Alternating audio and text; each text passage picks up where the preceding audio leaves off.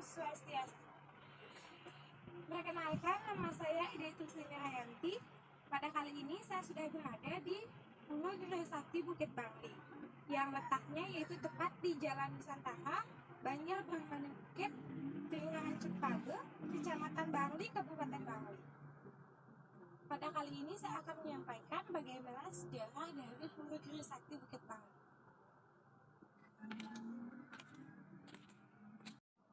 Kata pura yaitu berasal dari bahasa Sanskerta, yang dimana kata puri, pura, dan pura merupakan akhiran dari bahasa Sanskerta yang memiliki arti yaitu kota atau kota terbentang, atau juga bisa dikatakan dengan kota yang berisi istana ataupun menara.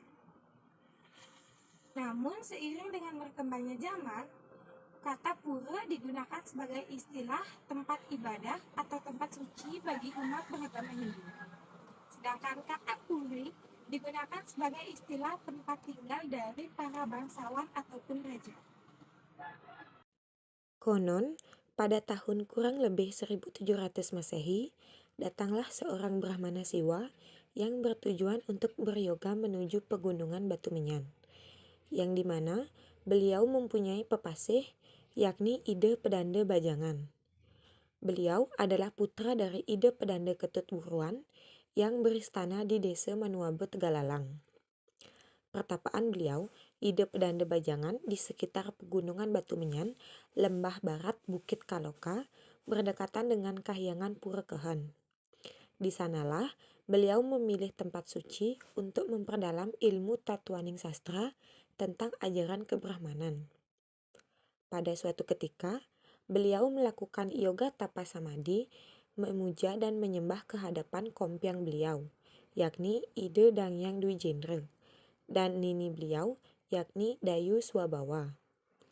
Dalam tapa samadhi, di tempat beliau bertapa, akhirnya beliau mendapatkan sabda atau wangsit dari leluhur beliau, agar di tempat beliau bertapa membangun tempat suci atau pelinggih candi dan meru sebagai sarana untuk menyembah leluhur dan dewa-dewa.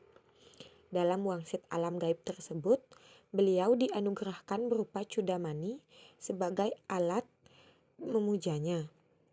Dan di tempat beliau mendirikan tempat pemujaan tersebut, oleh masyarakat sekitarnya dinamakan Pucak Madya Batumenyan. Hal ini diperkuat berdasarkan penuturan turun-temurun oleh para panglingsir atau Ida Pedanda yang menyatakan bahwa pelinggih candi yang merupakan istana beliau Dangyang Dwijendra disebut sebagai Cudamani. Dalam pemahaman yang lebih umum di masyarakat, Cudamani bisa diartikan sebagai pucak atau puncak payogan yang merupakan dasar utama tonggak sejarah petilasan. Perjalanan beliau, Ida Dangyang Dwijendra sebelum menuju Pura Uluwatu. Pun, dalam keseharian masyarakat sekitar sejak dulu menyebut Pura Pucak Madya Batumenyan atau Pura Gria Sakti Bukit Bangli sebagai sebutan Pura Pucak. Entah beberapa lama beliau bertapa dan bertempat tinggal di Bukit Batumenyan, lembah barat Pegunungan Kaloka, beliau sempat dikunjungi saudara beliau, yakni Ida Pedanda Abah, seiring perjalanan beliau dari Bukit Ambengan menuju Bukit Abah. Sedangkan secara bersamaan beberapa hari kemudian datanglah adik-adik beliau dari peseraman desa Manuabe. Antaranya Ida Raden, Ida Wayan Tianyar, Ida Nengah Tianyar, dan juga Ida Ketut Tianyar. Pada saat pertemuan kakak dan adik di tempat pertapaan Ida Pedanda Bajangan, adik-adiknya menuturkan kepada kakaknya bahwa ayah beliau dan keadaan peseraman di Manuaba sudah dalam keadaan porak-poranda, dan sekarang ayah sudah moksa kembali ke alam sunya loka atau nirwana. Peseraman porak-poranda dan ayah sampai meninggal dunia disebabkan karena gempuran dahsyat oleh musuh yang dibantu oleh saudaranya sendiri.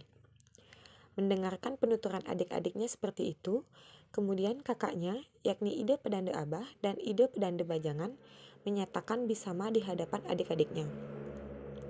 Hai saudara-saudaraku kalian semua, siapa yang berani terhadap orang tua, maka akan hancur di kehidupan keturunanmu. dan jangan pernah diajak sembah ke sembah. Demikian bersama kakaknya berdua.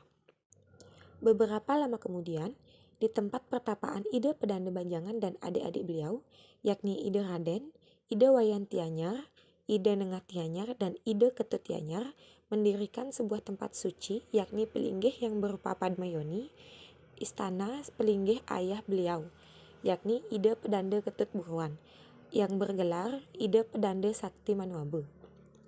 Di tempat pertapaan suci itu, dibangun Pura Pucak Madya Bukit Bangli. Setelah beberapa tahun kemudian, Ida Wayan Tianyar, Ida Nengah Tianyar, dan Ida Ketut Tianyar dijemput sepupu beliau, yakni Idewa Wayan Tianyar, untuk menghadap kepada dalam gel-gel. Setelah beberapa lama kemudian, dengan terjadinya perselisihan antara kaum Brahmana dengan kaum kerajaan Taman Bali, atas dasar menyampaikan laporan yang kurang hormat kepada Raja Taman Bali oleh Idewa Basongan, yang menyebabkan Ida Pedanda Bajangan Madeg Purohito di Taman Bali merasa tidak nyaman kala itu, hingga mengakhiri hidupnya menuju nirwana di desa Lebeh yang sekarang beristana di Pura Siwapati Lebeh. Kala itu, turunan Brahmana yang tinggal di Taman Bali hijrah menuju pasraman saudaranya di lembah, yaitu di Bukit Batumenyan. Akhirnya, saudara-saudaranya berkumpul, membangun tempat tinggal dan memuja Ida Sangyang Widiwasa beserta leluhurnya.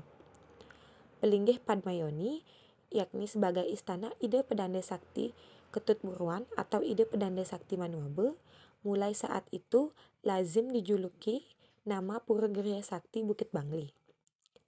Dengan berkumpulnya saudara-saudara beliau di lembah Bukit Batumenyan, maka tempat tinggal kaum Brahmana ini diberi nama Pura Giriya Sakti Bukit Bangli. Pura Giriya Sakti Bukit Bangli diemong oleh para Brahmana yang ada di Bangli. Untuk upacara pada Pura Giriya Sakti Bukit Bangli ini biasanya dilakukan secara rutin setiap 6 bulan sekali, yaitu pada saat piodalan Pura Giriya Sakti Bukit Bangli, yang bertepatan pada hari Wrespati Paing Kulantir. Sampai pada tahun ini, upacara Karya Agung yang dilaksanakan pada Pura Giriya Sakti Bukit Bangli ini terakhir dilaksanakan yaitu pada tahun 2020. Demikian sejarah yang dapat saya sampaikan. Jika ada kesalahan saya mohon maaf, dan saya tutup dengan Parang Santi. Om Santi Santi.